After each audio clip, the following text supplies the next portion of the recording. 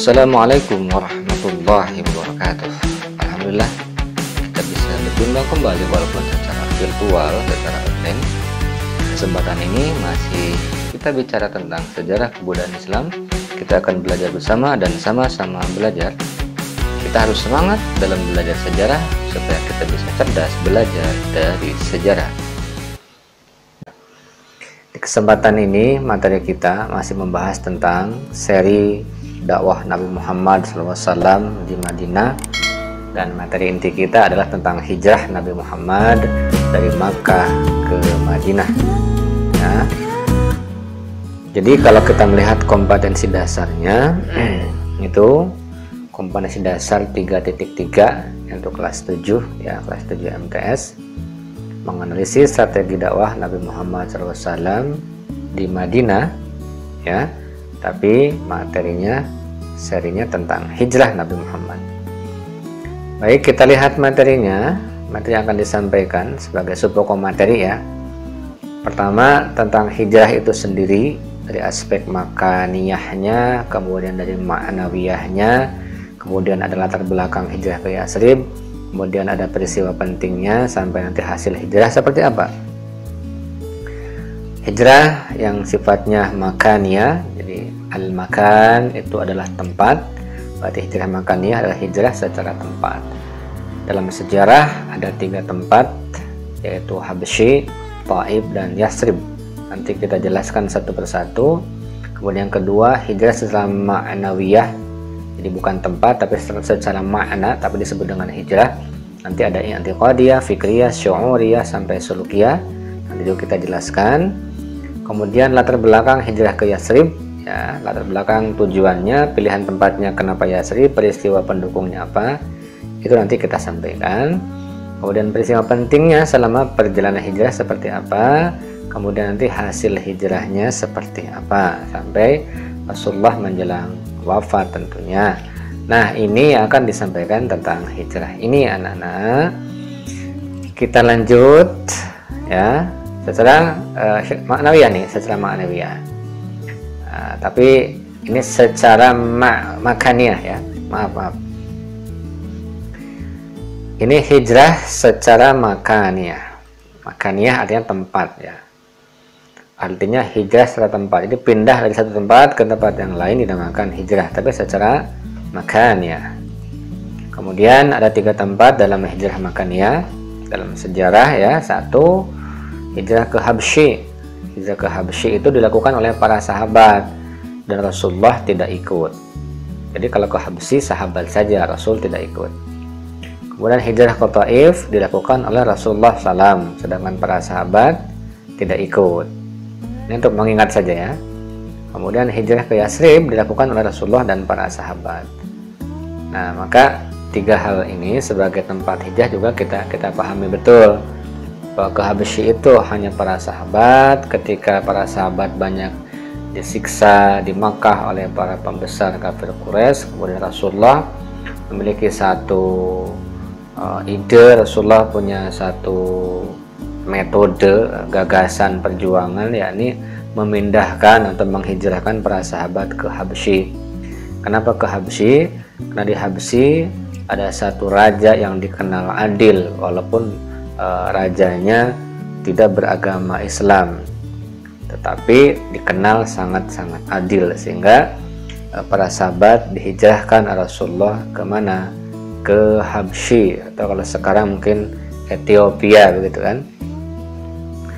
Nah, kalau hijrah ke Taif itu dilakukan Rasulullah SAW. Jadi hanya Rasul yang ke Taif. Dengan tujuan apa? Dengan tujuan akan mendakwahkan Islam di sana. Kenapa Taif dipilih? Karena Taif di sana ada Bani Saqif yang merupakan juga ada hubungan kekerabatan dengan keluarga Nabi Muhammad SAW. Walaupun ternyata karena para pemuda Taif dihasut ya oleh para pembesar Quraisy, hanya Rasulullah gagal untuk dakwah di Taif, sehingga Rasulullah dizalimi, Rasulullah disakiti, diusir dari Taif. Nah, kemudian kalau hijrah ke Yasrib, ini hijrah dilakukan oleh Rasulullah dan para sahabat. Jadi Rasulullah dan para sahabat hijrah ke Yasrib, walaupun para sahabat terlebih dahulu, kemudian Rasulullah menyusul hijrah ke Yasrib ya. Ini yang dinamakan dengan hijrah makaniyah. Tentu kan terbatas waktu di ruang ini, tidak bisa dijelaskan secara detail. Jadi silahkan nanti membaca berbagai macam referensi yang mendukung ya. Banyak buku-buku yang sangat otoritatif tentang masalah hijrah Nabi Muhammad SAW, bisa kalian baca ya, literasinya ditingkatkan lagi. Baik, berikutnya hijrah ma'nawiyah. Ma'nawiyah artinya secara makna ya, secara definisi saja hijrah, tapi bukan berpindah tempat ya. Ada 4 jenis hijrah ma'nawiyah dalam kurikulum kita. Pertama, hijrah i'tiqadiyah, hijrah dari aspek niat ke arah yang lebih baik. Jadi itikad gitu. Kita sering mengatakan, wah dia punya itikad baik tuh ya. I'tiqadiyah, jadi niat, dari aspek niat selalu mengarah ke arah yang lebih baik. Mungkin tadinya itikadnya tidak baik, kemudian hijrah ke arah itikad yang baik, namanya hijrah i'tiqadiyah. Kemudian hijrah fikriyah, hijrah dalam pemikiran, bagaimana pemikiran-pemikiran yang sifatnya jelek diubah jadi pemikiran yang baik, itu namanya juga hijrah fikriyah. Nah, bedanya dengan i'tiqadiyah, kalau i'tiqadiyah mungkin baru keyakinan, baru aspek niat, tetapi kalau fikriyah sudah dalam aspek pemikiran, pola pikir gitu, frame berpikirnya ya, pola pikirnya seperti apa. Nah, kemudian hijrah syu'uriyah, hijrah dalam aspek hobi, kesenangan. Kesenangan juga perlu hijrah. Barangkali kita masih senang atau hobi dengan hal-hal yang negatif ya. Ya, tontonan kita mungkin tontonan yang negatif, masih negatif, bacaan kita ya, pendengaran kita. Maka dengan syu'uriyah dihijrahkan ya, menjadi ke arah yang lebih baik. Hobi-hobinya, kesenangannya, kesenangan yang baik, kesenangan yang memunculkan nilai-nilai pahala tentunya, bukan nilai dosa dan maksiat. Nah, kemudian hijrah sulukiyah, hijrah perilaku ya, suluk, hijrah perilaku. Bagaimana perilaku ya, yang tadinya mungkin negatif, yang tadinya mungkin perilakunya belum baik, maka hijrah berubah menjadi ke arah yang lebih baik perilakunya, itu namanya hijrah sulukiyah. Selanjutnya kita akan membahas latar belakang hijrah ke Yasrib. Kenapa Nabi Muhammad hijrahnya ke Yasrib gitu kan? Kenapa tidak ke Yaman? Kenapa tidak ke Habsyi ya, dan seterusnya. Maka kita lihat dulu latar belakangnya. Berarti ada latar belakangnya nih. Satu, latar belakang dari tujuan.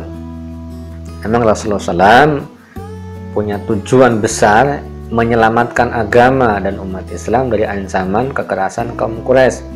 Dan tentu tujuan lainnya sebagai inti juga, yaitu mendakwahkan Islam keluar kota Makkah. Jadi berpikir bagaimana Islam itu bisa keluar kota Makkah didakwahkannya.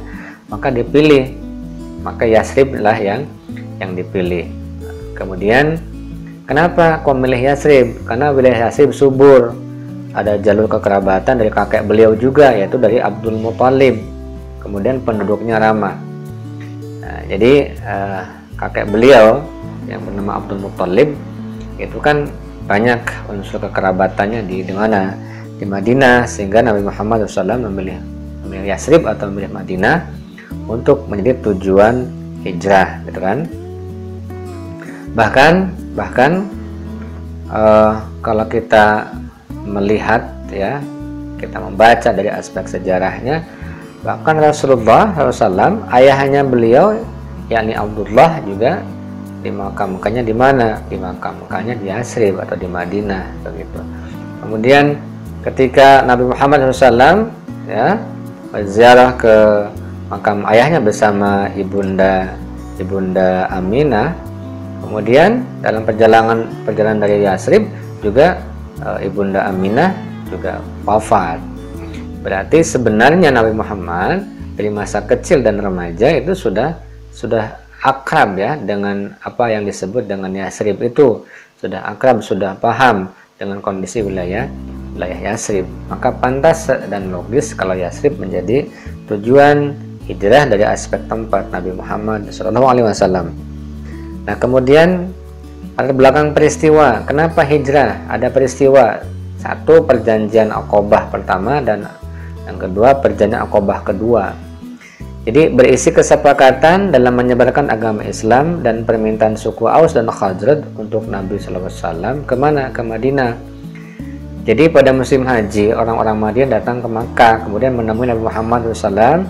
Kemudian terikatlah sebuah perjanjian namanya Perjanjian Aqabah, karena berada di Bukit Aqabah. Dan saat itu paman Nabi Muhammad yang bernama Abbas bin Abdul Muttalib menjaga keamanan perjanjian tersebut di Bukit Aqabah.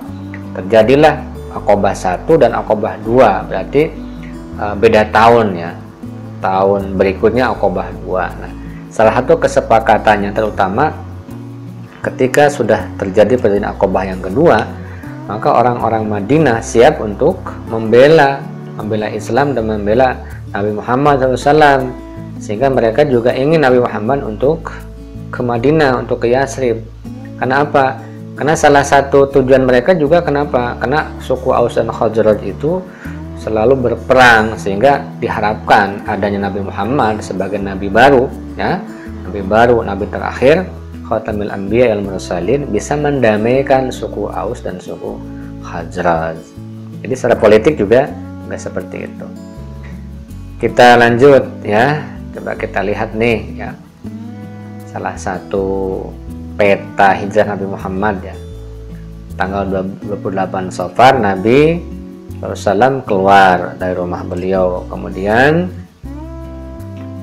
Nabi Muhammad SAW bersama Abu Bakar ya, kemudian berada di Jabal Sur, di Bukit Sur atau Gua Sur ya, ada guanya.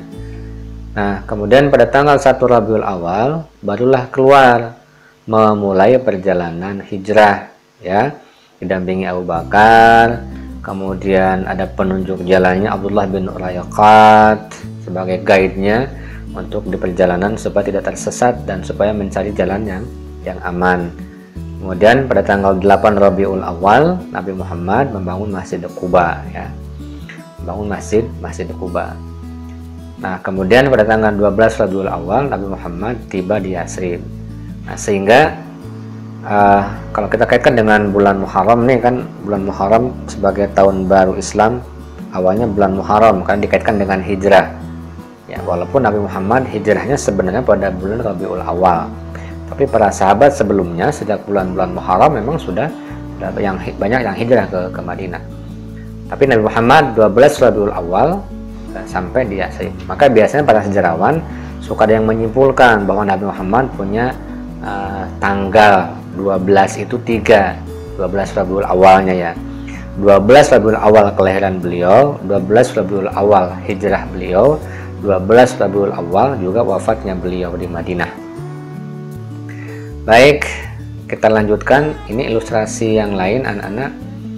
Jadi kita bisa melihat nih bahwa jalur yang merah ini jalur umum dari Makkah ke Madinah. Kalau jalur yang hijau jalur hijrah ya.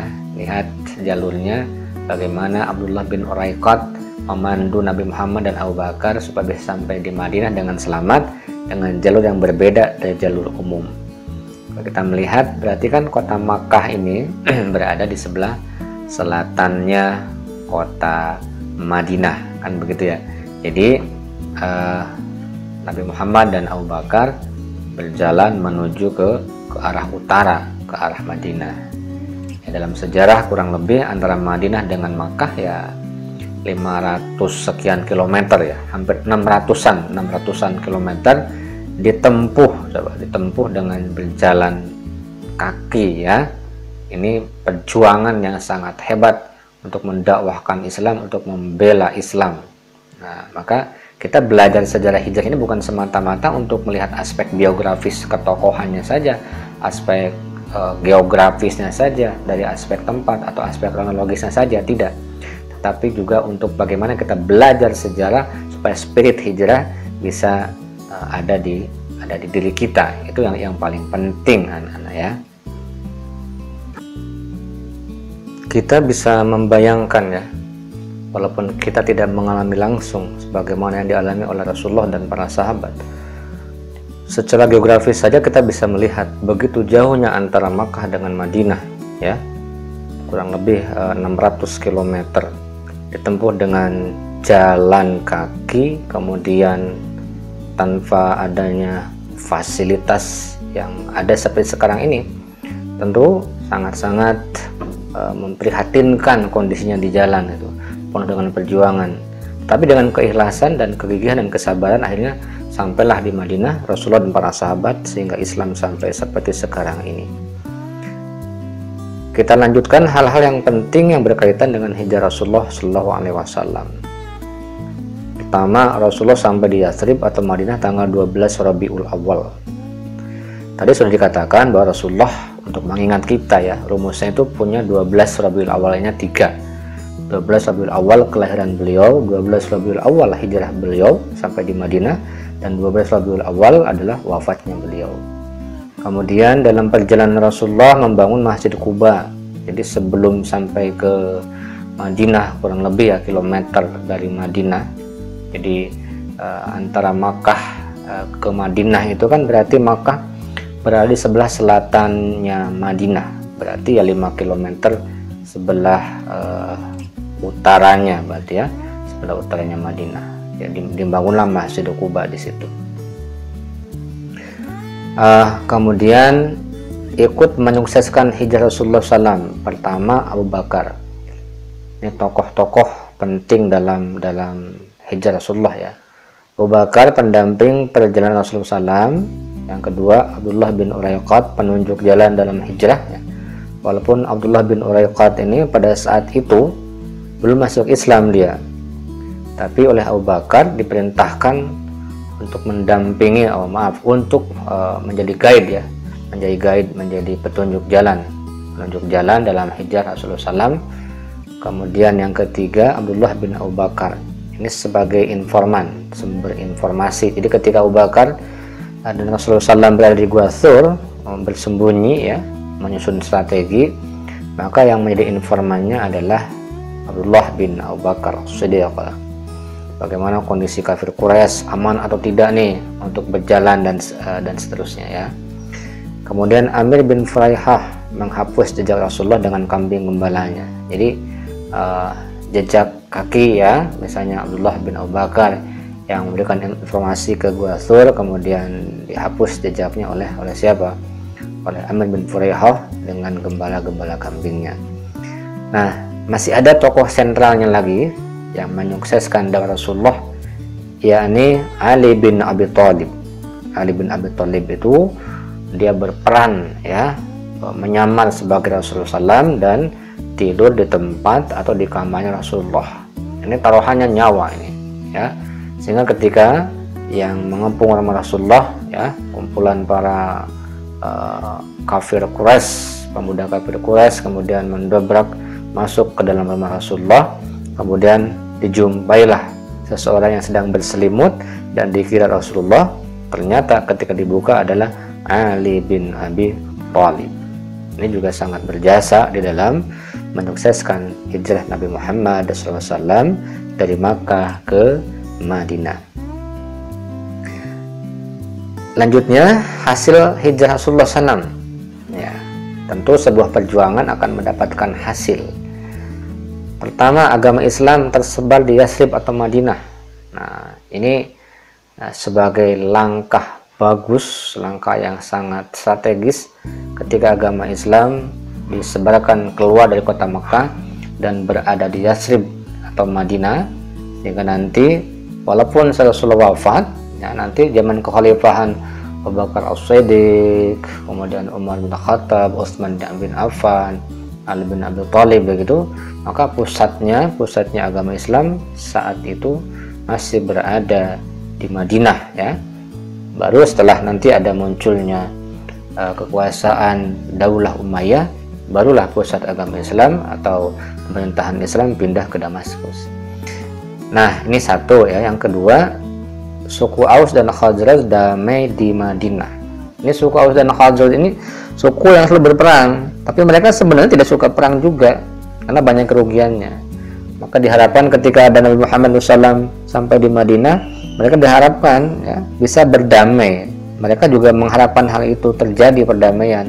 Maka ketika Nabi Muhammad sudah berada di Madinah, maka suku Aus dan Khazraj itu menjadi damai.